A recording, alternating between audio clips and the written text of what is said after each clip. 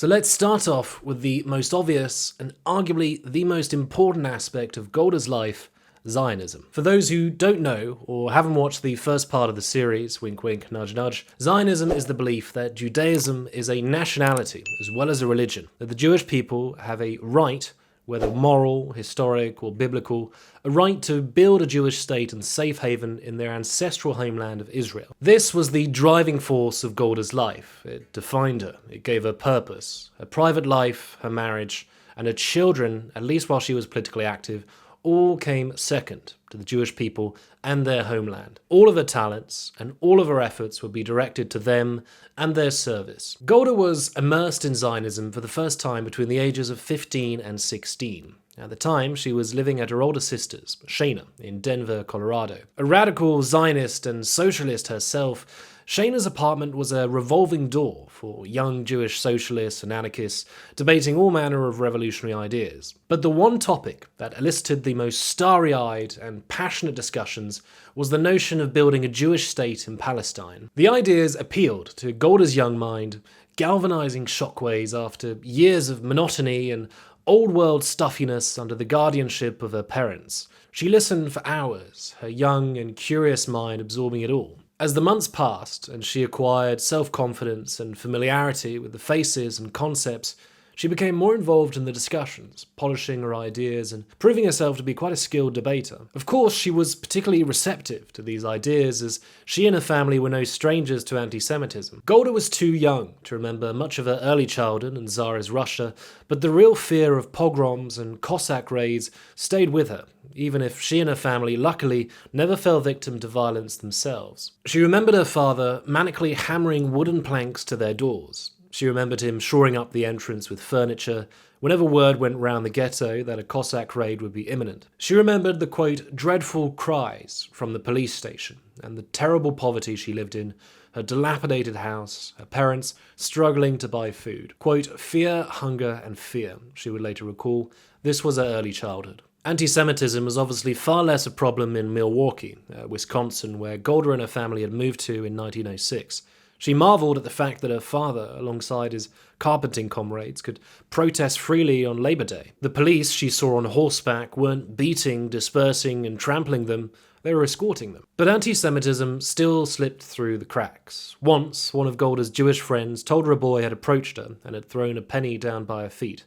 The boy ordered the young girl to pick it up. When she did, he pushed her aside and sneered that, quote, a dirty Jew will pick up every penny, then ran off with his friends. That same evening, an incensed Golda organised a demonstration in front of the boy's house, denouncing his anti-Semitism and humiliating him and his family to the neighbourhood. These experiences, as well as a particular character, made her all the more receptive to the urgency of Zionism, a safe haven for a people who had been historically persecuted and oppressed. And Labour Zionism, the utopian socialist form of Zionism, seemed logical to her, completely compatible with this vision of a Jewish homeland. As she would come to believe, only the Jewish working classes, so a rural peasantry and an urban proletariat, could build the nation of Israel. Having Jews simply kneel down and beg the international powers and community wouldn't suffice. They needed honest, hard-working labour. Only then could Jews free themselves from the mental and physical shackles of the ghetto to which they had been confined, nay imprisoned for millennia. Only then could they reclaim the land by earning a moral and not just a historical or religious right to it. And her life story, as we've seen, was intertwined with Zionism. During World War I, she began around-the-clock activism for the Labour Zionist Party, Pol Zion, expanding the party's reach, fundraising for Palestine, and encouraging emigration for when the war ended. Her marriage with her then soulmate Morris was arranged practically as an ultimatum. Marry me and we move to Palestine once the war is over. If not, there's no marriage. And in 1921, they did move to Palestine, despite dramatic opposition from the couple's families. Unlike many of Golda's Jewish American comrades who longed for the Holy Land, who preached the tenets of Zionism and worshipped the pioneers who had gone to settle in Palestine, Golda actually made the move. She made it happen. And we know her life from here, from joining a kibbutz, the quintessence of Labour Zionism, and then resisting the British mandate in Palestine, to becoming a leading figure in the creation, the building, and the defence of Israel for decades onwards. Her commitment to her work played a large part in the split with her husband. Their personalities were complete opposites to begin with, but coldness crept in with all the time Golda spent away from home, travelling and attending meetings and conferences non-stop. It strained her relationship with her children, Menachem and Sarah, who resented their mother for years, suffering wounds which probably never truly closed. For all the sacrifices she made in life, she never lost her adamance in the worthiness of her cause. In fact, the events of her life would only harden these beliefs. The imperialist arrogance of the British during their mandate over Palestine, the militancy of Palestinian Arabs after Britain's official endorsement of Zionism, the refusal of global powers to host Jewish refugees fleeing Nazi persecution, the Holocaust, the pan-Arab invasion of Israel the day after its creation, the 3 ensuing Arab-Israeli wars, terrorist attacks from Black September and the Palestinian Liberation Organization, each event and every Jewish life lost to it kept alive and strong the same Zionist zeal she had kept in her early years when she joined the kibbutz. Each event would further entrench her in her view of a world that was deeply hostile to her people. She never saw the Jewish people as anything other than victims in their struggle for freedom, self-determination, and dignity. She was convinced, as has already been stated, until her dying day, that the Arab world's ultimate aim was to destroy Israel and the Jewish people, and that any negotiations, compromises, and concessions from the Arabs were simply means to an end. On the international stage, she tended to view states as with or against Israel, friend or foe, with very little in-betweens. The historic and present plight of Jews was so obviously tragic in her eyes, anything short of unflagging support for the Jewish cause was cause for diplomatic concern. She would never truly see the United States, Israel's greatest military and financial ally, as a reliable partner, for example. Geostrategic oscillations under President Richard Nixon often put her at loose ends with the president, as well as National Security Advisor Henry Kissinger. Her inflexibility on the primacy of Jewish strength and defense is now legendary. It was on this matter where she could be the most categorical. When younger, more intellectual members of her government questioned her about the morality of occupying the conquered territories in Sinai, the West Bank, and the Golan Heights, she replied, quote, "For me, the greatest morality consists of the Jewish people's right to exist. Without that, there is no morality in the world." Which brings us to the Palestinian question, a thorny matter for which Golda remains extremely controversial to this day. Quote, "There was no such thing as Palestinians," she's famous for saying. In fact, I'll let her speak for herself. I don't say there are no Palestinians, but I say there is no such thing as a distinct Palestinian people of all the Palestinians who live in Jordan. This line would dog her premiership and the rest of her life. To this day, it's still used to demonstrate official Israeli dismissals of an Arab-Palestinian identity. The exact roots of Palestinian nationalism are contested. Most historians would argue it developed in the 1920s and 1930s under the British Mandate, though some do claim that embryonic forms existed prior to this period. What's certain is that Arabs in the region wanted self-rule, and many staunchly opposed British endorsement of Zionism and their subsequent acceptance of Jewish migrants arriving in mandatory Palestine. Like all nationalist movements, it developed in opposition to an other. While this other was initially twofold, Imperial Brits and Jewish immigrants, over time, of course, the latter, arriving in ever greater numbers and with the prospect of carving out their own state in the region, would further accentuate the Palestinian nationalism. Now, Golda took issue with this idea of a serious political Palestinian nationalism. From 21 until 48, I carried a Palestinian passport. There was no such thing in this area as Jews and Arabs and Palestinians. There were Jews and Arabs. As a response to this, here are the words of Barbara McKean Parmenter, author of Giving Voice to Stones, Place and Identity in Palestinian Literature. In one sense, she was right. There was no Palestine in the Western sense of a nation-state, and no Palestinian people in the Western sense of a national group taking explicit possession of and improving its national territory. By Western definition, Palestinians, like many other native peoples around the world, did not exist. So Golda didn't buy the notion of a genuine Arab nationalism in Palestine. In her view, the Arabs in Palestine simply could not or would not allow Jews to coexist with them. They couldn't share Palestine. And their nationalism to her was a sentimentalist front for hostile anti-Zionism. What did we take away from the Arabs when we came back? We didn't want to live with them in peace. We asked them to leave. We didn't accept the partition of Mr. Churchill in 1922 and the partition of the UN in 1947. We didn't say yes. She also believed that the over 700,000 Arabs who were displaced from Israel's borders during and after the Palestine War of 1947 to 1949 hadn't really lost their homeland. She argued as follows. 1, because there was no real Palestinian Arab identity that was tied to a specific area at this point anyway. 2, because many had fled to what was then Jordan and remained there as refugees. And here's why she thought this particular argument invalidated their claim to losing a homeland. Jordan was essentially set up as a British protectorate in 1921 to 1922. In fact, 2/3 of the Holy Land were given up to Jordan in order to create an Arab-majority state. Therefore, in her mind, if Palestinian Arabs were still inside the historic region of Palestine by being in Jordan, why could they not accept the partition of Jewish and Arab territories? What did it matter if they were just on the east bank of the Jordan River and not on the west bank? What difference is there between Arabs who were on this side of the Jordan and the other side of the Jordan? Arabs in the east bank and the west of the border of the West Bank? I mean, when were Palestinians born? What was all this area before the First World War? When Britain got the mandate over Palestine, what was Palestine then? Palestine was then the area between the Mediterranean and the Iraqi border. You say there is no such thing as a East Palestinian? and West Bank, no. East and West Bank was Palestine. I'm a Palestinian. The 700,000 or so refugees who had fled or been removed from the region during the conflict were not fully absorbed in the Arab states and remained there as refugees. Why, Golda would ask, could the Arab states not show solidarity with Palestinian Arab refugees? For all the popular rhetoric of pan-Arabism at the time, she argued, there wasn't much willingness to host and absorb them. Throughout her life, she would constantly say this: Arabs have a choice. They have plenty of other homes to go to.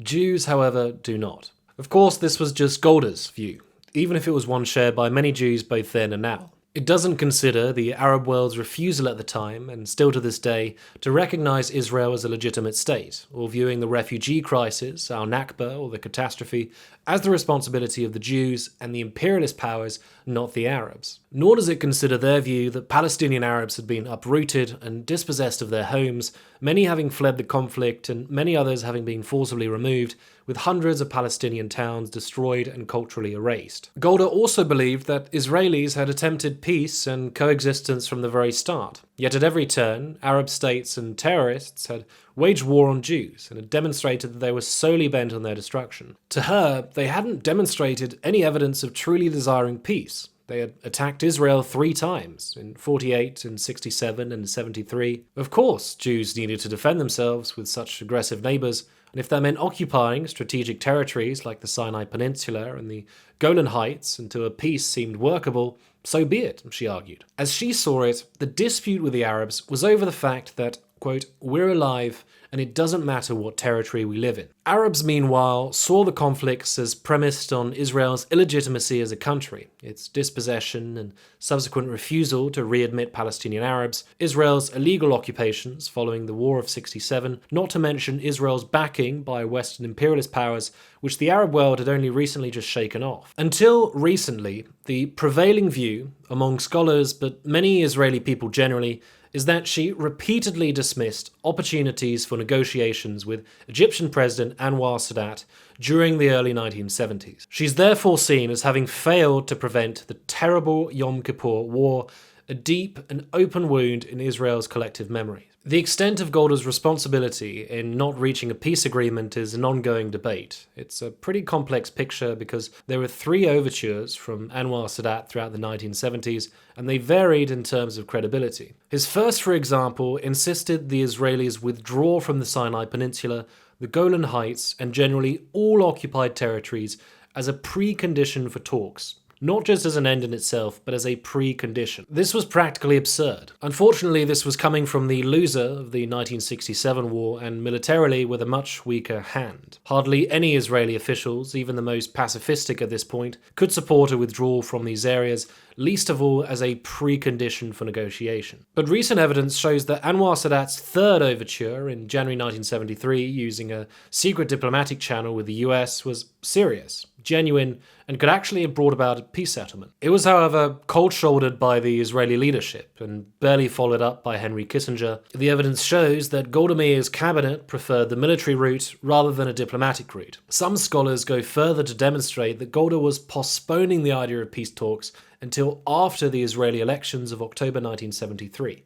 which is indeed quite damning. But this was an acceptable route for Golda's cabinet, one, because even if Arabs appeared to be building their armies, there was a cabinet debate about whether the Arabs could really mount an effective military campaign, and the usual conclusion was that they couldn't. Two, and very much linked because of the cabinet's confidence in the strength of the Israeli army, having beaten the Arab armies many times in the past. Scholars who exonerate Golda and her cabinet for their decision to dismiss Sadat's proposal of 1973 usually cite these factors. One, mistrust of Sadat and his predecessor Gamal Abdel Nasser that wasn't unfounded, considering past failures at negotiations and breaking of ceasefires. Two, failure on Sadat's part to accept serious withdrawal proposals in the past. Three, refusal from Sadat to deal directly with the Israelis. And four, Sadat's proposal didn't really address Israel's security concerns, particularly given the Egyptian buildup and its close ties to the Soviet Union. Israel's dismissal led Sadat to take the military route, in his view the only way to get Israel to the negotiating table, and the Yom Kippur War broke out in October 1973. Again, remember this is an ongoing debate. A more balanced and realistic approach would be to consider that mutual distrust reigned supreme, that there was intransigence on many occasions and on both sides, as well as errors committed and opportunities missed on both sides too. The tipping of that balance, that is, who might be more at fault than the other, which sounds childish but isn't trivial, might be clearer in years to come. Right, so we've taken a bit of a detour from our original theme of Zionism. Suffice to say, Zionism was Golda's life. She'd embraced it when she was 15, and her life was thereafter embroidered into its fabric. She didn't really have any other interests besides politics. It's, in part, what made her a leader. It gave her a clear ideological mission, strong principles to shape her thoughts and actions. Whereas politicians who surrounded her often wavered in their convictions or else became bogged down in theoretical minutiae and diplomatic nuances, Golda was one who could quickly fall back on an ideological bedrock, cut at the heart of the matter, and then turn the conclusions of the discussion into action. She was certainly rigid, but her convictions made her tough, credible, and therefore effective. The real sense of purpose also gave her continued strength, especially in times of crisis or catastrophe. During World War II, reports of the concentration and extermination camps began flowing into mandatory Palestine. Despair swept over much of the Jewish political elite. Golda, however, was one of the most active in defying Britain's migration quotas, supplying weapons to resistance fighters, and pushing for Jewish rescue efforts wherever she could. There was a clear pattern of Golda's deep sorrow translated into her deeds. This wasn't the case with many of the Yishuv leaders, many far too overcome by feelings of hopelessness. She told her colleagues, "We can no longer speak of Aliyah the same way we did 10 years ago. Now it is a matter of bringing in every Jew, not because he's a farmer who could work the land, but because he's a Jew." Amid the unimaginable climate of despair, she found hope and purpose, reminding herself as well as others of the need to build a safe haven for the survivors, for when the calamity had ended. Ein Breira, if you'll excuse my pronunciation, there is no alternative, she would always say, from the Holocaust right up to the Yom Kippur War. At a meeting of the War Cabinet on the 10th of October 1973, 4 days into the conflict, she told her advisors, "Every nation can win or not win. If heaven forbid we do not win, then we're lost." It was this powerful idea of having no alternative that was the source of her incredible strength during the traumatic war. It allowed her to lead the country to victory in spite of her age, in spite of her life-threatening health problems, and the general scale of the crisis. Nobody in her cabinet could offer anything but praise and admiration for her leadership, especially while many of them were breaking down. In May 1978, on her 80th birthday, She spoke to the Labour Party at a conference held in her honour. I didn't despise those who despaired at certain times in those days, and it was not out of bravery that I didn't join them, but from the same thing that brought me to Israel. It was from the sense of having no choice, from a mystical belief that we must win.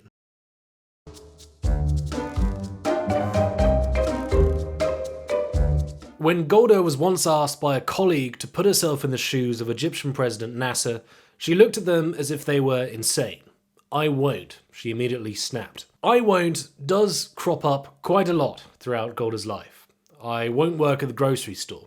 I won't marry this man twice my age or throw away my education and teaching career. I won't tolerate the stuffiness of my parents, the self-righteous pedancy of my elder sister, nor will I stand by idly while injustice prevails. I will not surrender until my people are free, prosperous, and safe. It is the source of a great number of her strengths and a great number of her weaknesses, intransigence. There's stubborn, and then there's Golda Meir. Golda's mother Bloom was meant to be quite the battle axe, as were her parents, as were Golda's mother's grandmother, Golda, with an E, whom Golda was named after. Family lore had it that the semi-mythical Golda regularly put salt in her tea instead of sugar. Why? To remind herself of the salty tears of the godforsaken Jewish diaspora, of course. So there was kind of an iron sap flowing through the family tree. Golda was the middle child, and she had to contend with her overbearing and equally stubborn sister, Shayna. Because of this, she didn't always get her way, but sometimes she did, and creatively too. While living in Russia, Golda watched as Shayna became more politically active. She understood that the sorts of conversations her elder sister engaged in with her friends were radical and therefore illegal. The sisters were bickering one day, as they often did, when Golda pulled out a trump card, threatening to rat Shayna out to the local policeman, Maxime. "I'll tell him that you and your friends shout down with the Tsar and his regime." Shayna had no choice but to yield, perhaps wise considering Maxime was rumoured to be an informant for the Tsarist state police. Flash forward after the Mabovitch family moved to the US, the young Golda was regularly witnessing Shayna's battles with her parents. These boiled over with Shayna leaving Milwaukee for Denver, Colorado, where she moved in with her partner, who had emigrated from Russia. Shayna's parental defiance was something of an eye-opener for Golda. It revealed to her how putting your foot down and actually acting could really make things happen, particularly how it could enact change when things weren't going one's way. And for Golda, nothing was going her way. The long hours at her mother's grocery store were hell for her. Besides the tedium that came with the job, morning shifts meant that she was constantly late for school, and the long hours meant she spent much less time reading the books she so loved. She never shook off the impression that her intrinsic value in the eyes of her mother was simply that of an extra pair of hands. And of course, her parents had traditional views which frustrated her aspirations. She wanted to become a teacher, but as per state law, female teachers had to be unmarried. Her parents wanted her to get married, raise children, and hopefully work in the store. Besides, her father once told her, quote, "It doesn't pay to be too clever. Men don't like smart girls." They saw little need in Golda receiving a high school education, which unfortunately was the case for most young girls of the day, especially young Jewish girls. Her battles with her parents worsened and became more frequent. Shayna, meanwhile, was writing letters to Golda encouraging her to move out and join her in Denver. When Bloom introduced the young Golda to a man who was twice her age and who was willing to wait for Golda to grow up, Golda packed her bags and left for Denver, without a word of warning. The move to Denver meant going back to school under the guardianship of her sister, who opened her up to the world of debate, socialism and Zionism. But Golda would soon find that the constraints of her parents were simply substituted by those of a domineering older sister, one who was concerned about the amount of time Golda was spending listening to music and poetry with her lover and future husband Morris instead of studying. When one argument with Shayna boiled over, Golda simply stood up and said, "Very well, I'll leave." And she did, aged 15, only taking with her the clothes she was wearing that evening. And neither sister spoke to the other for months after, as Shayna would later write, quote, "Stubbornness was embedded in both our nature since childhood. Most stubborn, however, was Golda." I'll spare you the paraphrasing of the bio, but her early childhood and indeed her life is one of constant defiance and persistence. When Morris suggested she move to Denver, she said no, and he then moved to Milwaukee. When the two applied to join the Mohavia kibbutz in Israel, they were refused. Golda reapplied, they were refused. Golda applied a third time, and finally they were reluctantly accepted after a 2-week trial. And intransigence, of course, was the hallmark of Golda's political career, often making her one of the loudest voices in whatever struggle she took on, be it non-cooperation with the British or defending Israeli interests in negotiations with the Arab states, the UN, and the United States. It was her firmness which made her such an appealing political force, both by government officials and by the public. In 1965, ministers practically begged her to be head of the Mapai party, mainly because she was seen as the toughest nut to crack, but also somebody who wasn't ideologically aligned to either one of the Labour splinter factions. And her premiership was largely offered 4 years later on the grounds that she was seen as the toughest politician to negotiate with the UN and the Arab states without making any concessions, least of all budging from the 1967 borders. To the public, the iron-willed Jewish grandmother figure was what many Israelis wanted, with an approval rating of 90% when she took office. A key part of her communication style was this. In important cabinet discussions, she would usually listen attentively to what others had to say. She would never take notes. When everybody had voiced their opinion, Golda formed her own, and then she'd stick to it. And there was absolutely nothing anybody could do to change her mind. And these opinions were often completely dogmatic. She was extremely categorical in her thinking, as she had always been. Black and white, us and them, right or wrong. Many of her opinions often called for fine-tuning, for nuance. But there often wasn't really any scope for this. The reason is fairly simple. Her ministers and government officials were afraid to confront her. Challenges to her opinions were usually met with icy stares or put-downs. She didn't remove anybody from the government if they disagreed with her, but they could expect to have a pretty miserable time while she was boss. If you were branded as somebody who was against her, you could expect an extremely short fuse, contempt, interruptions mid-sentence, and really exacting scrutiny. As one official put it, quote, Golda was impatient with stupidity and lack of preparation. If she liked you very much. If she didn't like you, God help you. Another said that, quote, she had no sense of humour. Bit harsh, she had her moments. She did not like wisecracks of any kind, and when someone spoke whom she didn't like, she would stare at them and they would wilt. What's interesting about Golda is that this intransigence doesn't appear to have stemmed from some sort of ego complex. She wasn't a pedant, and she didn't rush to conclusions, then latch onto them so as not to lose face. As stated, she listened to the information, formed an opinion, and then dug her heels in. She always trusted her gut. Being a logical thinker with sharp common sense, this often served her well. But then she was only human, and in many situations, fine-tuning some of her views and opinions could have served her even better. As one of her aides noted, quote, what Golda lacked was flexibility, i.e. the ability to say, for tactical reasons, something she did not believe. She could have said, we are ready to explore the issue, rather than utter a loud, resounding no. Some of the crises with the United States and the United Nations could have been avoided had she not been so direct and blunt.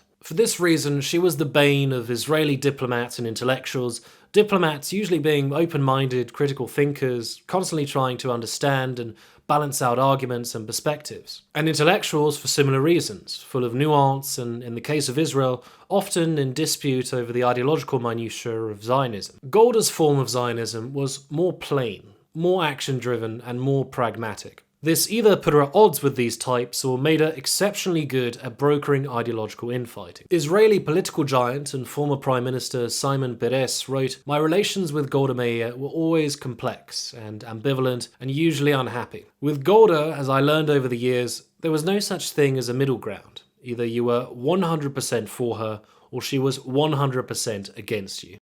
This is fairly accurate in her interpersonal relations. Dealing with parties and groups, however, she was a natural coalitionist. If there was common grounding, she exploited that common ground to the fullest, making differences more than manageable. The virtues of her intransigence are subjective and case-specific. On the one hand, it meant strength and firmness and clear sense of vision. On the other, it strained relations with her advisors, it stifled constructive criticism, and more dangerously, it could repulse foreign powers at the negotiating table, if indeed it even got to that stage.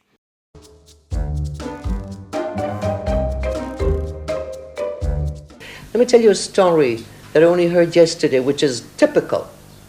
In one of our kibbutzim right across the Jordan that has been shelled day and night, and there are children there that don't know any other home except air shelters.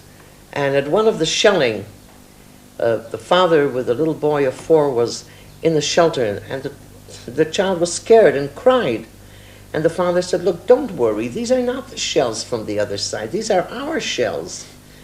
And the child said, "Do they have shelters for the children on the other side?" He said, "Because, the children are not to blame that their fathers are Fatah.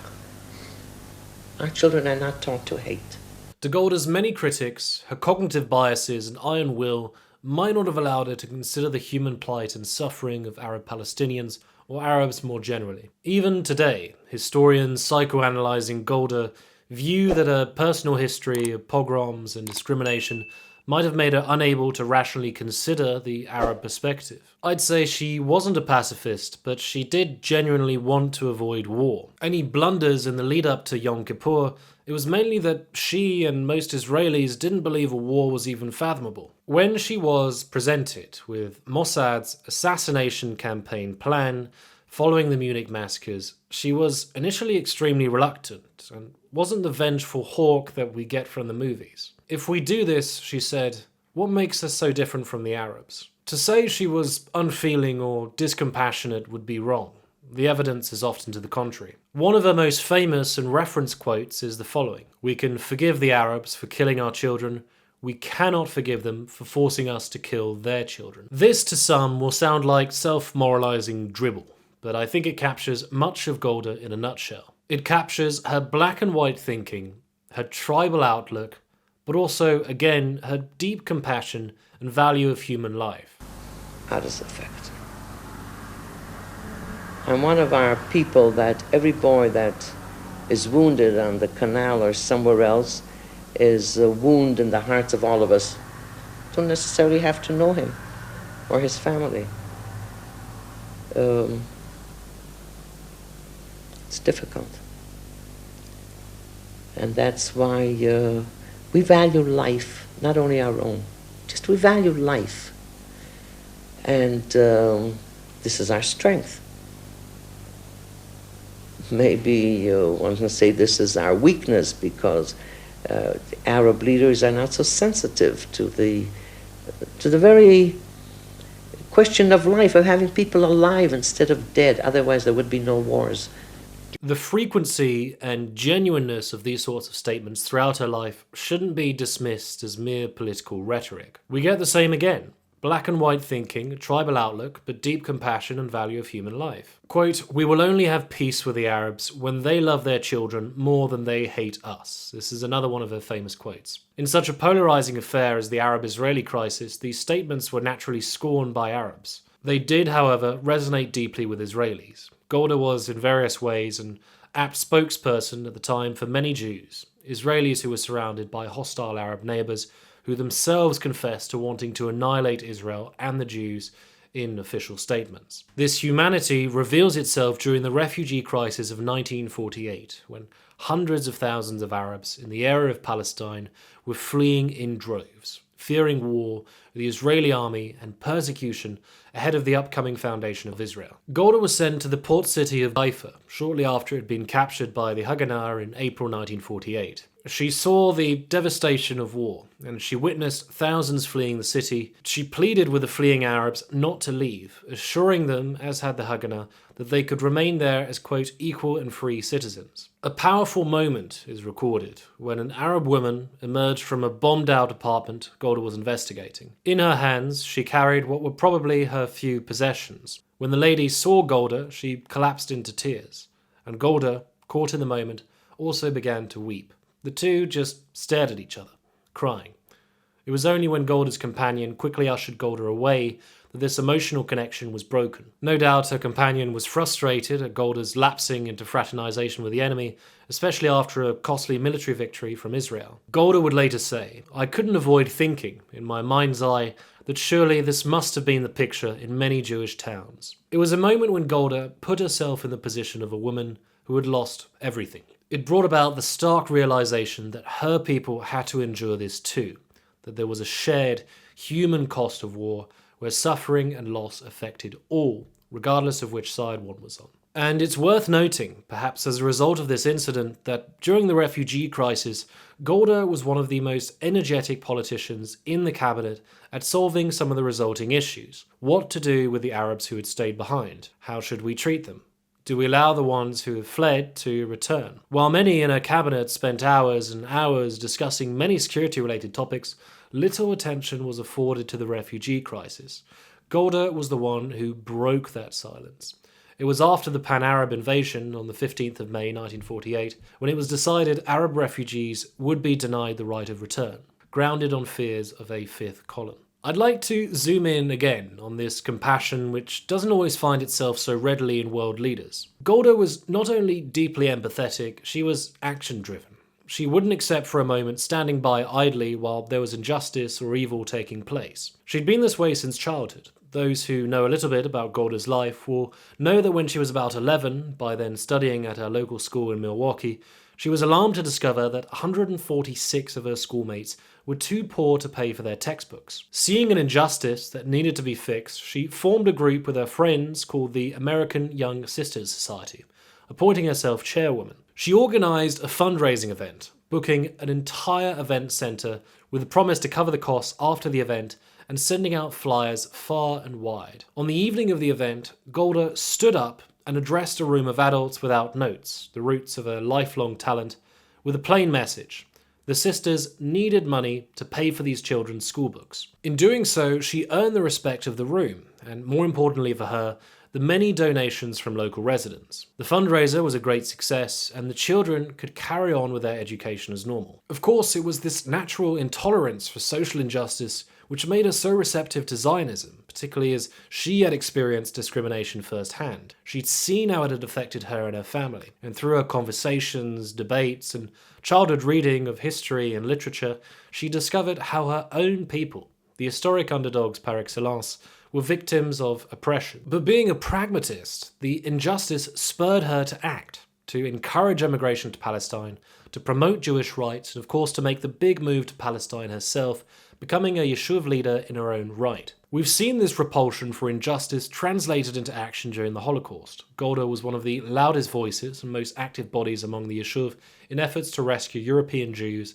and defy the British authorities. Another area which fully highlights this pattern was her stance on racism. While foreign minister between 56 and 66, Golda was a staunch opponent of apartheid in South Africa. She refused to visit the country, and she became a key and sometimes a lone international voice in condemning South Africa. She led a campaign to censure the country in the UN and publicly denounced trials against members of the African National Congress, including Nelson Mandela. Once again, her opposition translated into more than just words or politics. While travelling in southern Africa, the bus she was riding was stopped at the borders of British Rhodesia, modern-day Zimbabwe. Whites only, said the border police official. The black Africans in the bus, making up the bulk of the passengers, would have to stay behind, while Golda and other white Israeli, American and European colleagues would cross the border. By Meir's own account, in that case, I said, I won't be able to enter southern Rhodesia either. There was great consternation, and the Rhodesians tried very hard to get me to leave the bus, but I wouldn't hear of it, I repeated. The whole busload travelled back to Lusaka, the capital of Zambia, where President Kaunda received me as though I was Joan of Arc, rather than just a woman who couldn't and wouldn't tolerate discrimination in any form. Her solidarity with black Africans was sincere and heartfelt. She said this in a speech. We Jews share with the African peoples a memory of centuries-long suffering, for both Jews and Africans alike. Such expressions as discrimination, oppression, and slavery, these are not mere catchwords. They don't refer to experiences of hundreds of years ago. They refer to the torment and degradation we suffered yesterday and today. As we've seen, she was perhaps the first Israeli politician to establish genuinely close ties with the African countries, implementing a whole host of development strategies such as training programs, infrastructural aid, and the transfer of Israeli personnel. Her motivations were expressed with sentiments like these. Independence had come to us as it was coming to Africa, not served up on a silver platter, but after years of struggle. Like them, we had shaken off foreign rule.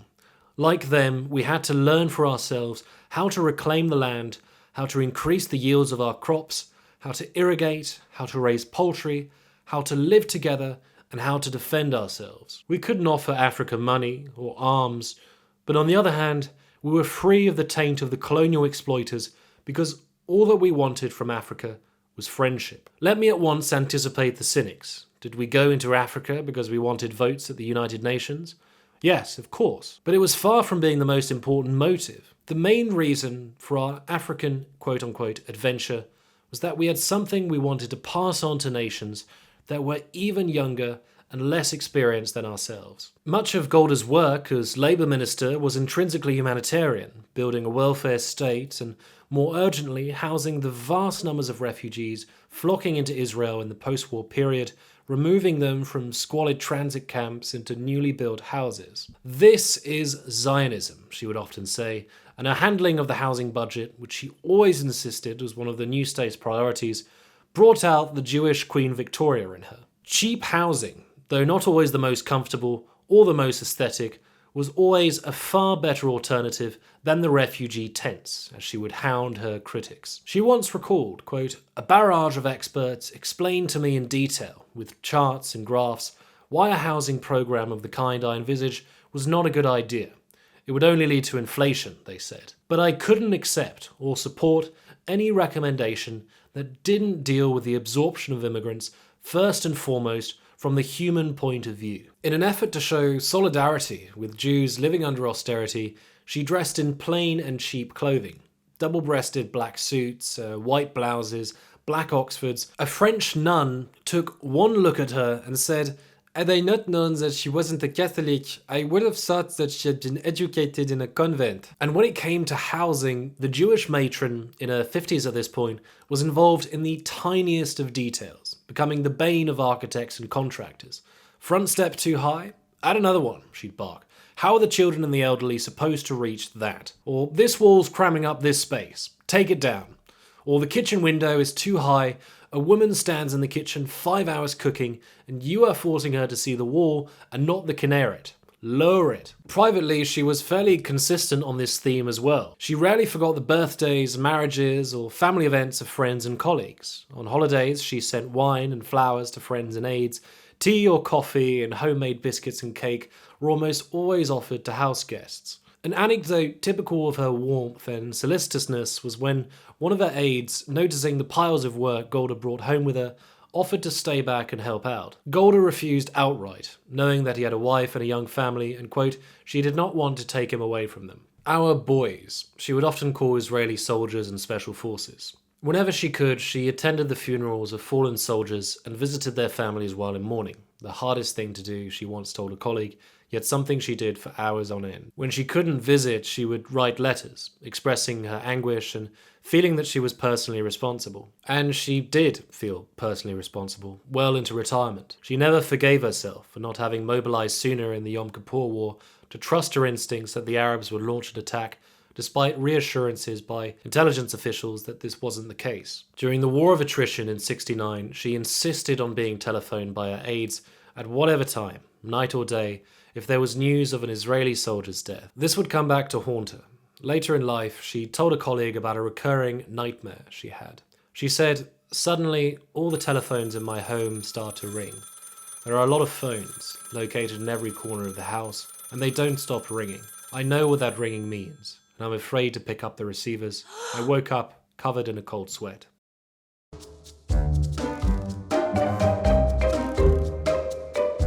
Could we presume that there might be something like the Beirut raid again? Might Damascus airport go up? I don't know. I'll tell you honestly, if I did know what we were going to do, I don't think I would tell you. Part of what makes Golda such an icon was simply how down-to-earth she was. There was little difference between how she spoke to her ministers and diplomats and how she spoke to friends or members of the public. It was honest and straight-talking, passionate and firm, convincing and engaging. These traits made her an extremely effective public speaker from a young age. She could address large crowds without notes and little preparation and get her ideas across to an audience that was completely transfixed and clinging on to her every word. Quote, "She can make an audience cry simply by reading aloud from a phone book," one of her colleagues once wrote. 1-hour-long speeches could easily seem like 5 minutes, and there's plenty of material on YouTube alone for you to see for yourselves. She had boundless energy. She could easily talk for hours, but mainly she knew exactly how to tug on the heartstrings of her audiences using passion and plain speech. American Jews in particular were her target audience. They loved her, calling her our Golda from Milwaukee. She was one of them. She reduced huge crowds of these American Jews to tears with, as Francine Klagsbrunn put it, her trademark blend of idealism, emotion, and not a little guilt provocation. One of her best tactics in the realm of guilt tripping was making American Jews feel like they too had formed the Jewish state, but reminding them that they weren't really there. It was this sort of oratory that made her such an effective fundraiser, hugely significant as we've seen, and a resource for which the survival of Israel in its war of independence owes no small debt. Israeli diplomat Abba Evan said, quote, "Golda's talent lay in the simplification of issues. She used dichotomies, good and bad, right and wrong, us and them, now and later, all the time, presenting things as clear-cut choices and clear-cut consequences resulting from these choices." For emotional speeches, this was a perfect way to rally people to your cause. Simple, clear, and impactful.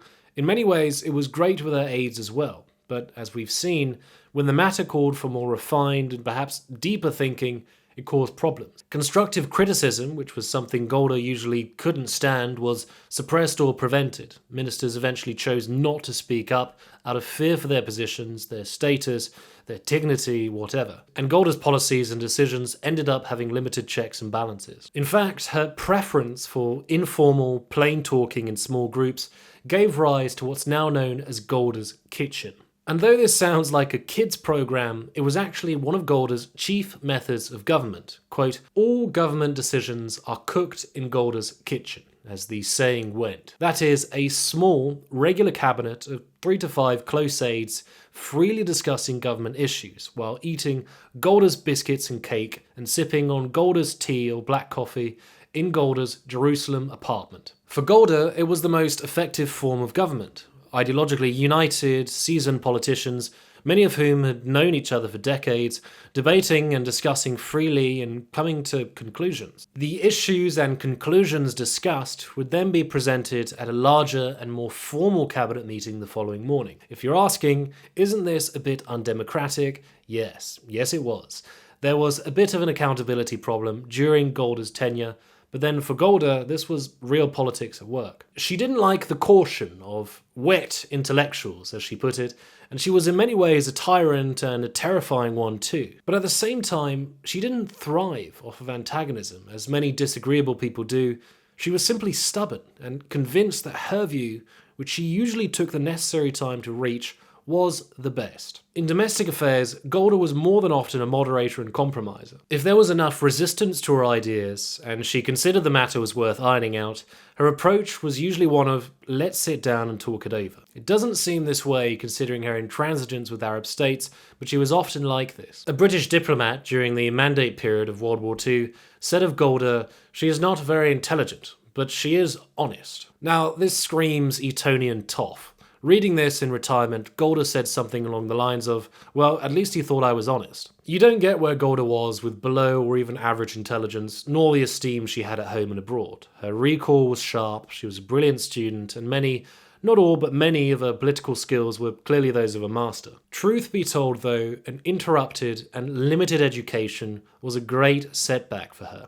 She was always surrounded by men who were far more knowledgeable than her in political theory, philosophy, especially Zionism, as well as economics, history, and law. Growing up, she simply didn't have access to the resources or the intellectual role models of the type the male founders of Israel might have had. She was forced to endure the arrogance of some of the better educated men in the political elite. Her Hebrew, for example, was fairly limited, never having received any institutional schooling in Russia and only receiving limited English language tuition while in the US. On one occasion, she learned that a colleague had mocked her for only knowing about 200 words in Hebrew, obviously a gross exaggeration. When she refused to meet him, he confronted her, inquiring into the reasons for her coldness, to which she replied, "With such a limited vocabulary as mine, it would be a shame to waste precious words on you." Perhaps I was blind to the facts. Stabbed in the back, I couldn't trust my own homies, just a bunch of dirty facts. Well, I And though she could always easily put down those who mocked her, these criticisms did amount to a sort of inferiority complex, and one that did grind her down. For all her outer strength, she often had deep insecurities about not being qualified for the position she held, not having the experience, the education, or the intellect. When invited to the position of foreign minister in Ben-Gurion's government, she said, "Me? Do you think I can fill the position?" Frequently on her mind were her humble beginnings. Her sister Shayna, who was something of a self-appointed guardian for Golda throughout life, reminded her whenever she assumed an important post or received a great honour, "Don't forget that you are the daughter of a carpenter. Don't forget that we knew hunger." And Golda never did forget. When appointed Prime Minister, she was in tears and said, "Me, the daughter of a carpenter?" When visiting the Pope in 1973, she told an aide, "If my mother and father could see me now." In many ways, her modest roots were part of what made her so successful. She spoke with pride about her background and her father's trade. It helped her in her lifelong appeal to trade union workers, who could easily call her one of them. She would hand out recipes of her signature dishes of gefilte fish and chicken soup. She was the perfect coddling grandma figure with her personal staff, remembering the birthdays of bodyguards and her driver, sharing meals with house staff, making sure their clothes were warm enough for the Jerusalem winter. And for any skeptics of Golda's working class grit, you need only read into Golda's work while at kibbutz Mohavia from 1921. Part of the reason her application was twice rejected was that she and Morris had immigrated to Israel from the US. The kibbutzim assumed the couple would be too precious to perform the sort of manual labor expected at the kibbutz. How wrong they were. Golda completely turned the place around and surpassed practically everybody there in tenacity, resourcefulness, and industriousness, becoming elected to the 3-person committee within a year of being at the kibbutz. She trained at a nearby school to become an expert in poultry, overcoming her fear of chickens and other animals to manage the chicken coop. But she did everything. Many of her female comrades preferred to stay clear from kitchen work in subtle protest of traditional gender roles. Golda would complain, "Why is it so much better to work in the barn and feed the cows rather than in the kitchen and feed your comrades?" It was this can-do attitude, this undying pragmatism, mixed with her incredible energy that explains much of Golda's success in life, never forgetting her working class roots either. And an important point is, she didn't crave power. Though she could be extremely domineering and seemingly dictatorial, she didn't really have that need, so common in some humans, to dominate others. She was completely devoted to founding father Ben-Gurion, for example, once saying, quote, "If Ben-Gurion asks me to jump from the 5th floor, I'll do it right away." Her roots and deep-seated feelings of insecurity might have kept her grounded. The acceptance of important offices always came with doubts and reluctance. When Eshkol died and she was offered the premiership, she first consulted her children, and together they came to the conclusion that Golda, 71 years, had no choice but to accept it. It was then duty which compelled her more than anything. Her decision to stay was because she quite liked being in charge, the logical merits of over 40 years dedicated to the creation of a Jewish state, to which she could finally claim and feel that she had earned the position of top boss. For all her outward strength, and as critics would argue, her inflexible arrogance, Golda was inherently humble and pragmatic. To wrap up, I submit an excellent passage from the author of Lioness, Golda Meir and the Creation of Israel, Francine Klagsbrun, which covers many of the contradictions of Golda's personality. The ultimate insider, she was the only prime minister to have held the state's 2 other key posts, Labour Minister and Foreign Minister. She was also an outsider, a woman reaching for the highest leadership roles in a male-dominated society, an émigré from the United States in an Eastern European-oriented culture. An opponent of the organised feminist movement, she became a worldwide icon for what women could achieve and a poster figure for feminism itself. A dyed-in-the-wool socialist, she developed tight friendships with some of the wealthiest American Jewish capitalists, and they doted on her. Poorly educated, with a limited Hebrew vocabulary and a prosaic speaking style, she held audiences spellbound with her talks, most of them unwritten. One of the most famous women in the world, winner of numerous awards, she lived unpretentiously in a small house that she shared with her son and his family in a middle-class neighbourhood. And a premier who claimed to know nothing of military matters, she made crucial military decisions that helped save her country during 2 wars. One could go on with much of the material from this video. Tyrannical yet extremely thoughtful, stubborn yet a natural mediator, fierce yet equally warm and tender. Of course, there's her legacy too. To much of the world, she is an icon. To many Israelis, she was an inflexible and naive grandmother figure who failed to prevent the Yom Kippur War. This view might change over the years, and with the intractability of the Palestinian question, some of Meir's political convictions might be more appealing today. Certainly, her strength and incisiveness during such critical times in the country's history should rehabilitate her image. She certainly wasn't perfect. She made mistakes, but her leadership talents cannot be dismissed.